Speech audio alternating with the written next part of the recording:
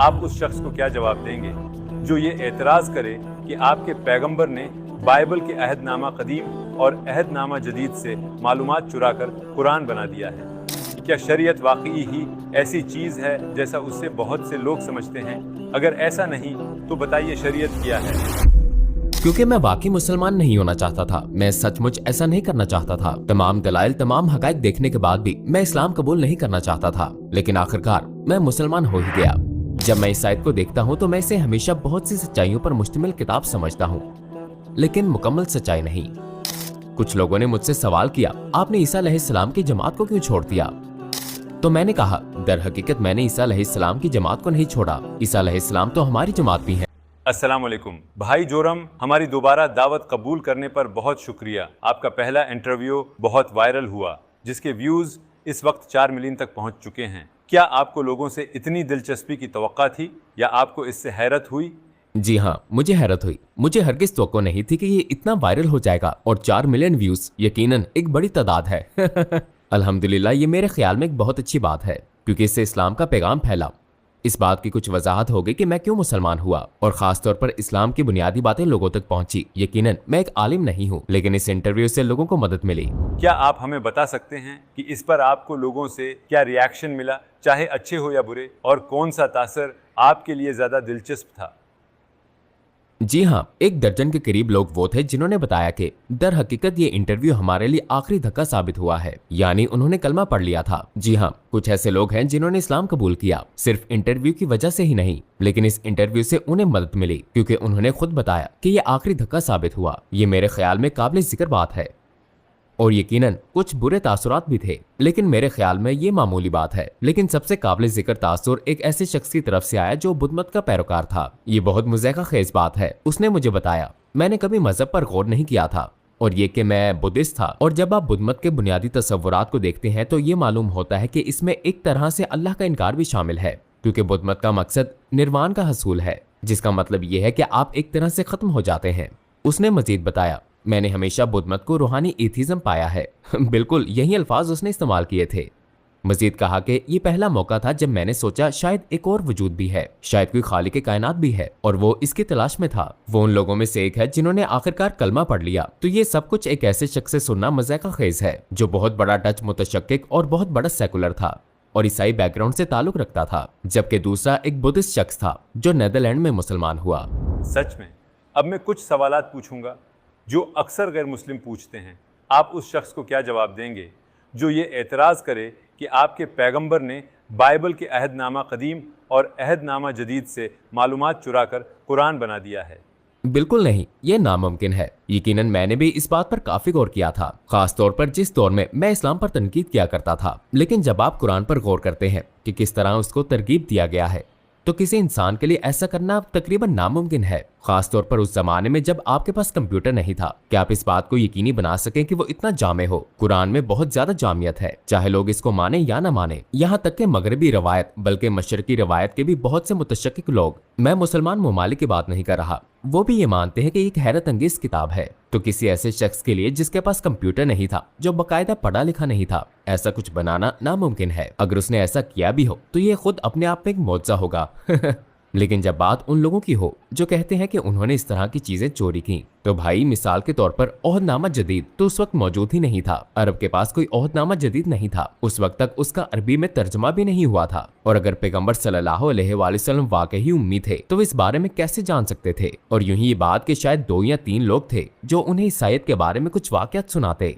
कुरान में तो इस आयत के मुतालिक अकीदे की बहुत गहरी बहसें मौजूद हैं, तो ऐसी बात मुमकिन ही नहीं, क्योंकि उस वक्त कोई ओहदनामा जदीद नहीं था, लिहाजा वो इससे बिल्कुल भी चोरी नहीं कर सकते थे। ये बिलाशुबा नामुमकिन था। मैं हमेशा गौर करता हूँ, जब मैं इस आयत को देखता हूँ तो मैं इसे बहुत सी सच्चाइयों पर मुश्तमिल किताब समझता हूँ, लेकिन मुकम्मल सच्चाई नहीं। मिसाल के तौर पर जब मैं ओहदनामा कदीम, ओहदनामा जदीद और कुरान पर गौर करता हूँ और मैं कुरान को इसके साथ रखता हूँ, तो ये एक पहेली की तरह है। तो जहाँ मुझे ओहदनामा कदीम और ओहदनामा जदीद में कुछ मालूमात नाकिस मालूम होती हैं या वो तब्दील शुदा होती हैं, बस जब इस्लाम कुरान लेकर आया तो कुरान ने पहली 2 कुतुब की तस्सीह कर दी। यूं इसने मेरा मज़हब मुकम्मल कर दिया, और यकीनन ये बात खुद कुरान में है, आज मैंने तुम्हारे लिए तुम्हारा दीन मुकम्मल कर दिया। फिर जब आप इसे मजहबी नुक्ता नजर से देखते हैं, चाहे ईसाई नुक्ता नजर से ही हो, एक साबिक ईसाई होने होने के नाते मुझे लगता है कि इस बात की काफी अहमियत है, यानी ये सच है और ईसा अलैहिस्सलाम को ईसाईयत में बिलाशुबा बुनियादी हैसियत हासिल है। वो ईसाईयत की मरकजी शख्सियत है। इसका ये मतलब नहीं कि इस्लाम में उनका कोई तस्वुर नहीं, क्योंकि कुछ लोग मुझसे पूछते हैं आपने ईसा अलैहिस्सलाम की जमात को क्यों छोड़ दिया। ये वाकई एक अहम सवाल है और मैंने उनसे कहा मैंने बिल्कुल भी ईसा अलैहिस्सलाम के ग्रोह को नहीं छोड़ा। ईसा अलैहिस्सलाम हमारे ग्रोह में भी है। लेकिन बहुत से ईसाइयों के लिए ये तस्लीम करना बहुत मुश्किल है कि ईसा अलैहिस्सलाम के बाद कोई और नबी भी थे, और अगर वो इसे तस्लीम कर लें तो उनका मुसलमान होना बहुत आसान हो जाता है। ईसाई शरीयत के मुतालिक भी हैरान और परेशान होते हैं। आम तौर पर वो इसे सिर्फ कुछ सख्त सज़ाओं पर मुश्तमिल समझते हैं, जैसा कि मीडिया में दिखाया जाता है। क्या शरीयत वाकई ही ऐसी चीज़ है जैसा उससे बहुत से लोग समझते हैं? अगर ऐसा नहीं तो बताइए शरीयत क्या है? अगरचे मैं एक आलिम नहीं हूँ लेकिन जो कुछ मैं जानता हूँ और जितना मैंने शरीयत के मुतालिक पढ़ा है, उलमा ये कहते हैं ये मजहबी जिम्मेदारियों पर मुश्तमिल नजरिया है और शरीयत बहुत वसी है। शरीयत का ताल्लुक लिबास से भी है, इसका ताल्लुक खाने से भी है, इसका ताल्लुक इबादत से भी है, इसका ताल्लुक तजारत से भी है, इसका ताल्लुक हर मामले से है और बिलाशुबा इसका एक छोटा सा हिस्सा मुजरिमों की सजाओं से मुतल्लिक भी है। लेकिन मगरिब में फैली इसके मुतालिक गलत फहमी के पीछे 16वीं और 17वीं सदी के पुराने प्रोपोगंडे हैं, जिसके मुतालिक हमने पहले भी बात की थी। लेकिन अब भी लोग ये कहते रहते हैं कि शरीयत ये है वो है। शरीयत इसका नाम नहीं, ये तो उसका बहुत छोटा सा हिस्सा है। लेकिन चूंकि इस्लाम एक जामे दीन है, लिहाजा ये सिर्फ दिलों की बातें नहीं करता है, ये एक प्रैक्टिकल मजहब है। ये हकीकत में इस दुनिया में जिंदगी गुजारने के लिए काबिल अमल है। इसका मतलब ये है कि हमें शरीयत में इस दुनिया के तमाम पहलुओं और तमाम हिस्सों के बारे में बात करनी पड़ती है और मुजरिमों की सजा भी इसका एक हिस्सा है। मगरिब में बहुत से लोग मुझसे कहते हैं हमारे यहाँ लोगों को वाकई सजा नहीं दी जाती। मिसाल के तौर पर हमारे यहाँ ऐसा भी हुआ है कि कुछ लोगों ने रेप किया और उन्हें सिर्फ 1 साल कैद की सजा मिली, सिर्फ 1 साल। और मैं खुद भी एक बाप की हैसियत से महसूस कर सकता हूँ, अगर मेरी बेटी का रेप हो तो मैं कभी नहीं चाहूंगा कि ऐसे शख्स को सिर्फ 1 साल की सजा दी जाए। मैं एक सख्त और हकीकी सजा का मुतालबा करूंगा। और जब मैं दूसरे निजामों की तरफ देखता हूँ तो जाहिर है इससे सख्त सजाएं हैं, लेकिन बार बार यही ताकीद करूंगा कि शरीयत का ताल्लुक सिर्फ सजाओं से ही नहीं है। और आपके यहाँ शुबहात का तस्वुर है कि किसी शख्स को इस तरह सजा देने से पहले बहुत सारे अवामिल हैं, बहुत सारी पाबंदियां हैं कि ये सजा तकरीबन नामुमकिन हो जाती है। यूं ज्यादातर इस बात को यकीनी बनाना होता है कि लोग समझ जाएं कि एक काबिल नफरत काम है जो आप करने वाले हैं या कर चुके हैं। लेकिन मगरिब में लोग इसे इस तरह नहीं देखते, क्योंकि वो इस्लाम को इस तरह देखना ही नहीं चाहते जैसा वो है। खासतौर पर वो लोग जो इस्लाम को मुकम्मल तौर पर जानते हैं मगर वो मुसलमान नहीं होना चाहते, तो वो इस किस्म की बातों को तोड़ मोड़ कर बहुत ही खौफनाक और अजीब बनाकर पेश करते हैं। लेकिन जब आप सल्तनत उस्मानिया को देखते हैं, मिसाल के तौर पर मुर्तद की सजा का मसला, क्योंकि बहुत से लोग इस पर सवाल करते हैं, है ना, जब आप मुर्तद होते हैं तो आपको कत्ल कर दिया जाता है वगैरह। जब आप इसका मवाजना करते हैं मसलन अमेरिका से, रियासत हाय मुत्तहिदा अमेरिका बनने से पहले बहुत से लोग ऐसे थे जो कत्ल कर दिए गए क्योंकि उन्होंने अपना मजहब ईसाई छोड़ दिया, क्योंकि वहां की कलीसा या वहां की रियासत ने कहा आप हकीकी ईसाई नहीं हैं या हमें शक है। यूरोप को देखें, उन्होंने भी बहुत से लोगों को कत्ल किया, लाखों लोगों को। और जब आप इसका मवाजना मसलन सल्तनत उस्मानिया से करते हैं तो सल्तनत उस्मानिया के आखिरी 400 सालों में सिर्फ 3 लोगों को ये सजा दी गई, सिर्फ 3। और जब आप इसका मवाजना मगरिब के साथ करते हैं जहां लाखों लोगों को, लेकिन फिर भी लोग कहते हैं कि इस्लाम एक खौफनाक मजहब है और मुसलमान सबको मार देते हैं और मगरिब तो बहुत अच्छा है। नहीं, ये असल मामला नहीं है, ये हकीकत पर मबनी बात नहीं है, ये तारीखी लिहाज से दुरुस्त नहीं, ये सब कुछ प्रोपोगंडे की वजह से है, लिहाजा। लेकिन ये एक अलग मौजू है। लोग ये भी पूछते हैं कि हमें इंसाफ कायम करने के लिए अल्लाह ताला से अहकामात लेने की क्या ज़रूरत? क्या हम खुद फैसला नहीं कर सकते कि क्या सही है और क्या गलत? ये तो एक फलसफाना किस्म का सवाल है। नहीं, मुझे नहीं लगता कि लोग ऐसा कर सकते हैं, क्योंकि लोग बदलते रहते हैं। और जब आप तारीख को देखते हैं, और जैसा कि मेरा ताल्लुक मगरिब से है और मैं मगरिब में रहता हूँ, जब मैं मगरिब की तारीख देखता हूँ, जब लोगों ने ऐसा सोचा कि वो एक खुदा यानी अल्लाह ताला के बगैर भी काम चला सकते हैं, इस कोशिश का नतीजा बहुत बुरा निकला। मिसाल के तौर पर जब आप DDR यानी मशरकी जर्मनी को देखें, या जब आप सोवियत यूनियन रूस को देखते हैं, वहाँ कम्युनिज्म राज था और कम्युनिज्म में रियासत का मजहब एथीज्म था और बहुत से उलमा कराम को वहां कत्ल कर दिया गया सिर्फ इस वजह से कि वो मुसलमान थे और वो इस्लाम और सिर्फ अल्लाह पर ईमान लाने की तबलीग कर रहे थे। उन्हें बुरी तरह कत्ल किया गया, ज़िबा किया गया, बल्कि ईसाई राहबों को भी बहुत सारे लोग यूं मार दिए गए। तो अगर लोग ये कहते हैं कि जी मजहब हमेशा तशद्दुद का सबब बनता है, तो भाई सोवियत यूनियन को देखो, वो तो खुलकर मजहब का इनकार करते थे, लेकिन उन्होंने खौफनाक जराइम का इर्तिकाब किया। अपने ही मुल्क के 20 मिलियन के करीब लोग कत्ल कर दिए, दूसरे लोगों की तो बात ही ना करें। यहाँ तक कि अल्बानिया में भी, जो कि एक मुसलमान मुल्क हुआ करता था, जब वो कम्युनिस्ट अनवर खोजा के जेर हुकूमत था, उसने बहुत से लोगों को कत्ल किया। यूं ही चाइना, नॉर्थ कोरिया में बहुत सी ऐसी मिसालें मौजूद हैं। हाँ, बाज़ औक़ात खुशकिस्मती से हालात बदल जाते हैं, लेकिन जब आप इस तस्वुर को देखते हैं कि लोग खुदा के अहकाम के बगैर खुद ही अपने ऊपर हुक्मरानी करें, तो इसका नतीजा अच्छा नहीं निकलता। खैर, जब आप जंग अजीम दोम को देखते हैं, जब आप 1939 से 1945 तक नाजी जर्मनी को देखते हैं, उसने अमली तौर पर बरे आज़म यूरोप पर हुक्मरानी की, लेकिन उसने कितने ही लोगों को मार डाला। यहाँ तक कि माजूर अफराद को भी इंतहाई दर्दनाक तरीकों से कत्ल कर दिया। उन्होंने अपने खुद साख्ता उसूल बनाए। ये बात वहाँ लोगों के लिए अच्छी साबित ना हुई, तो इंसानों के लिए ऐसी रहनुमाई जिससे हम एक दूसरे के साथ अमन से रह सके, अल्लाह ताला के अहकाम में ही है। मगरिब में बहुत से गैर मुस्लिम ये सोचते हैं कि इस्लाम में आज़ादी नहीं है, जैसा कि हम जानते हैं कि वो लोग खुद आज़ाद ज़िंदगी गुजारने में मशहूर हैं। क्या आपको लगता है कि इससे इंसानियत को खुशी मिल सकती है? मैं समझता हूँ कि इस्लाम में आज़ादी है, लेकिन कोई शख्स भी मुकम्मल तौर पर आज़ाद नहीं है। आप हमेशा किसी न किसी चीज़ के गुलाम होते हैं, पैसे के गुलाम, या औरतों के गुलाम, या अच्छे कपड़ों के गुलाम, या किसी दूसरी चीज़ के गुलाम। लिहाजा हमें चाहिए कि कम से कम सच्चाई के गुलाम बने। तो हकीकी आज़ादी, आज़ादी है क्या? ये क्या आप नशा कर सकते हैं, या ये क्या आप मनशियात इस्तेमाल कर सकते हैं, या ये क्या आप जिना वगैरह कर सकते हैं? ये हकीकी आज़ादी नहीं है, अंजामकार। इसमें आपको कोई खुशी हासिल नहीं होगी। तो ये ऐसे ही है जैसे छोटे बच्चों के साथ होता है। अगर मैं अपने बच्चे से पूछूं कि तुम क्या खाना चाहते हो, वो कहेगा टॉफी।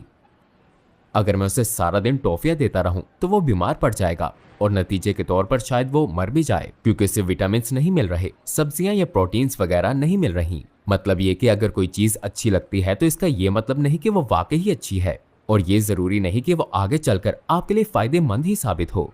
तो अगर आप मुसलमान हैं तो बस इस्लाम पर अमल करने की कोशिश करें। और मैं जानता हूं कि बहुत से लोग कहते हैं जब आप मुसलमान होते हैं तो आप ये नहीं कर सकते, वो नहीं कर सकते। आप तकरीबन सब कुछ कर सकते हैं सिवाय चंद चीजों के, और कुछ चीजें जिनकी आपको इजाजत नहीं है। तो इसकी वजह आप ही की बेहतरी है। वो जो कहा जाता है कि शराब ना पिए, मनशियात का इस्तेमाल ना करें, ऐसा ना करें, इसकी एक वजह है। ये हुक्म आपको परेशान या खराब करने के लिए नहीं है, बल्कि ये आपकी मदद के लिए है। इस बात को यकीनी बनाने के लिए है कि आप एक खुश इंसान बने। अगर आप मुसलमान हैं या अगर आप मुसलमान नहीं भी हैं, अगर आप मुसलसल मनशियात इस्तेमाल कर रहे हैं, या आप शराब वगैरह पी रहे हैं, या आप किसी के साथ डेट पर, क्लबिंग वगैरह पर जा रहे हैं, उनमें से अक्सर लोग बाद में पछताते हैं, फिर वो अकेले रह जाते हैं, क्योंकि आखिरकार वो एक मर्द या औरत की तलाश कर रहे होते हैं ताकि शादी हो जाए, बच्चे हो जाए। ज्यादातर लोग यही चाहते हैं। लेकिन ये सब चीजें आपके ऐसे मुस्तकिल ताल्लुकात पैदा करने में मदद नहीं करेंगी जहां बुनियादी नुक्ता खुशी का हसूल हो। क्योंकि आखिर में मेरा ख्याल है कि हम सब सादत वाले बनना चाहते हैं, है ना? आप खुश रहना चाहते हैं, आप अल्लाह ताला के करीब होना चाहते हैं।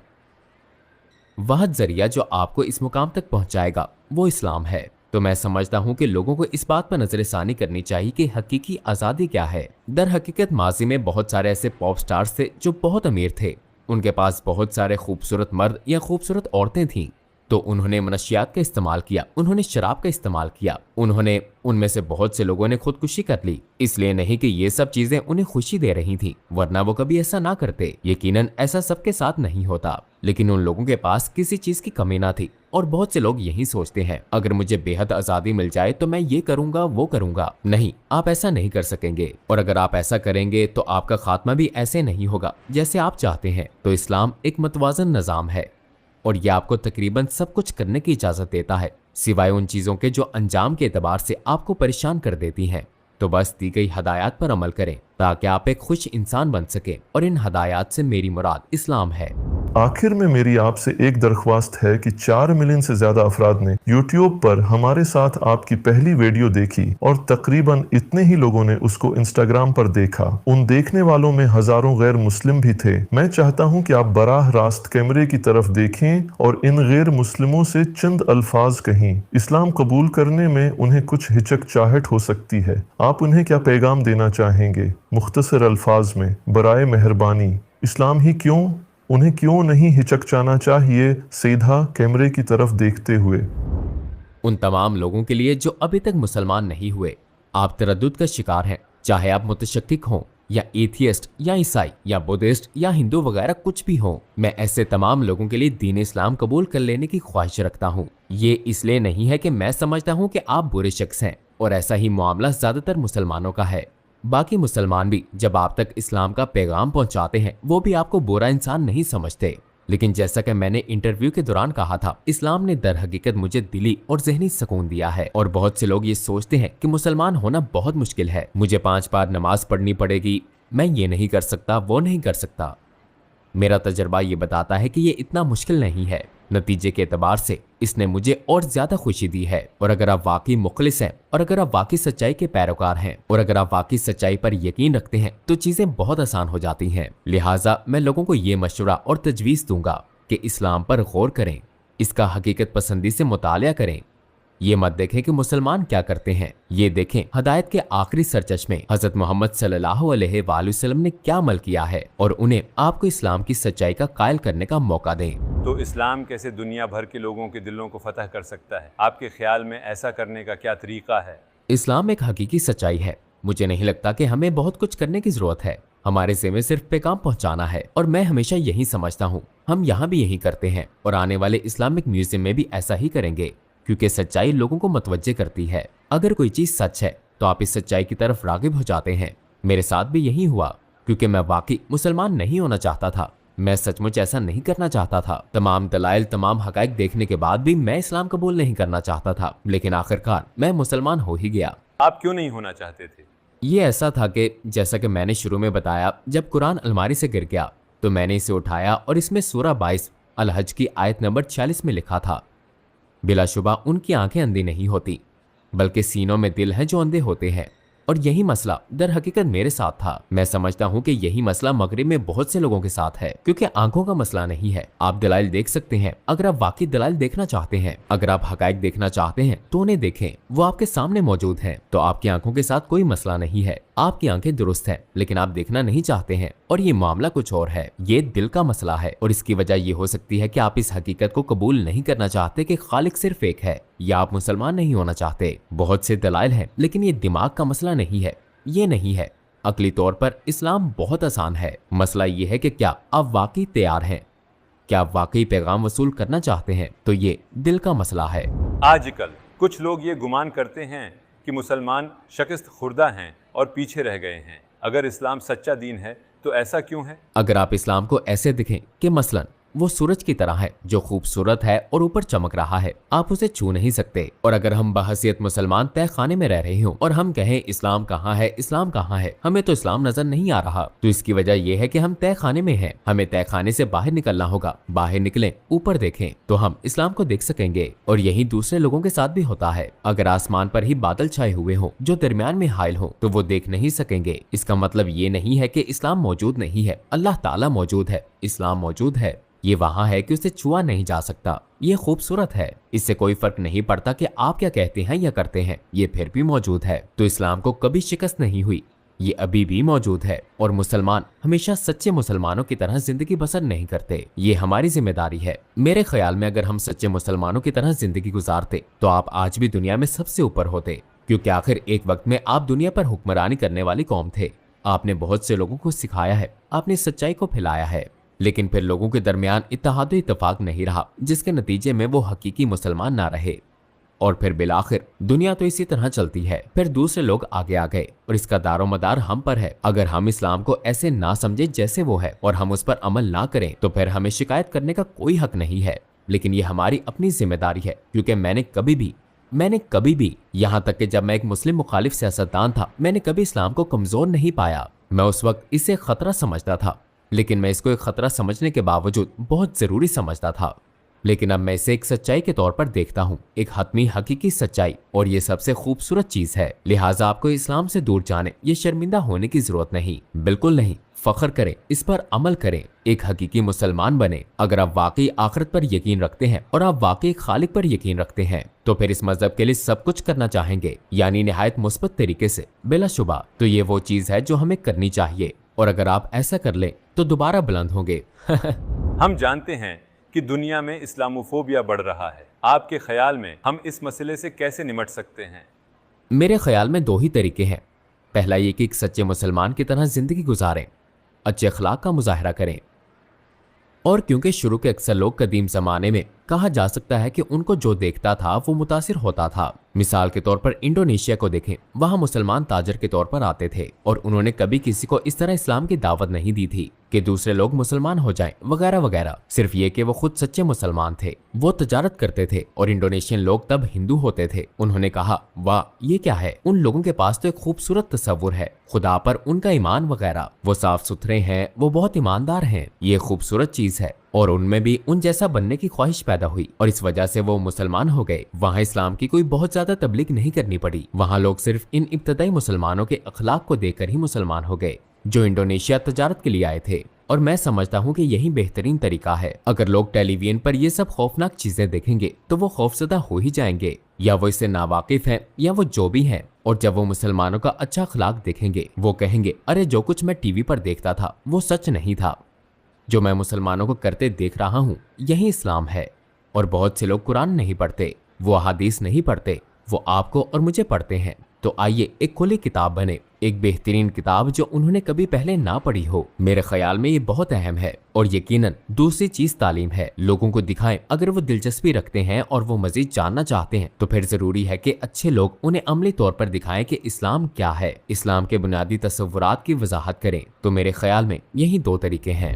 कुछ मुसलमान कहते हैं कि मैं एक ऐसा शख्स हूँ जो घर से काम पर और काम से घर जाता हूँ, या मैं एक तालिब इल्म हूँ। और वो पूछते हैं, मैं अपने इर्द गिर्द लोगों को इस्लाम के बारे में कैसे बताऊं? क्या आपको लगता है कि वो भी इस पैगाम को फैला सकते हैं? जी हाँ, यकीनन तमाम मुसलमानों को चाहिए कि लोगों को इस्लाम की तरफ दावत दें। और अगर मुसलमान लोग भी हों तो आप आपस में एक दूसरे के ईमान में इजाफे का जरिया बन सकते हैं। आप एक दूसरे का सहारा बन सकते हैं, क्योंकि दुनिया जिसमें हम रहते हैं एक मुश्किल जगह है और यहाँ हमेशा तफरीह नहीं होती, बल्कि बहुत से दुख भी हैं, बहुत से गम भी हैं। लेकिन हमारे सुकून का सामान इस्लाम में मौजूद है। लिहाजा अगर आप लोगों को सुकून पहुंचाते हैं, उनकी मुआवनत करते हैं और उनके ईमान को तकवीयत देते हैं तो ये चीज़ इत्मीनान का बायस बनती है। क्योंकि अगर मेरे पास एक बहुत ही फजूल काम है, मिसाल के तौर पर मुझे सारा दिन मोहरें लगाना पड़ती हैं मेरे साथ एक शख्स काम करता है जो मुसलमान नहीं है, लेकिन उसके कुछ सवालात हैं। आप उससे बात कर सकते हैं और उसका नतीजा अच्छा निकलेगा। दर हकीकत आपकी वहाँ एक मखसूस लम्हे पर, मखसूस वक्त पर मौजूदगी की कोई वजह है, कोई भी यहाँ बगैर किसी वजह के नहीं है। लिहाजा अगर आपको ये एहसास हो कि आपके यहाँ आने का कोई मकसद है, आपको यहाँ अल्लाह ताला के फजल से कुछ करने के लिए भेजा गया है, तो फिर कुछ करें और इस्लाम की खिदमत के लिए कुछ करें। भाई जोराम, आपका इस बेहतरीन और ख़ूबसूरत इंटरव्यू के लिए बहुत बहुत शुक्रिया। मैं दुआ करता हूँ कि आप आखिरी दम तक इस उम्मत की इसी तरह हमेशा खिदमत करते रहें। आप भी।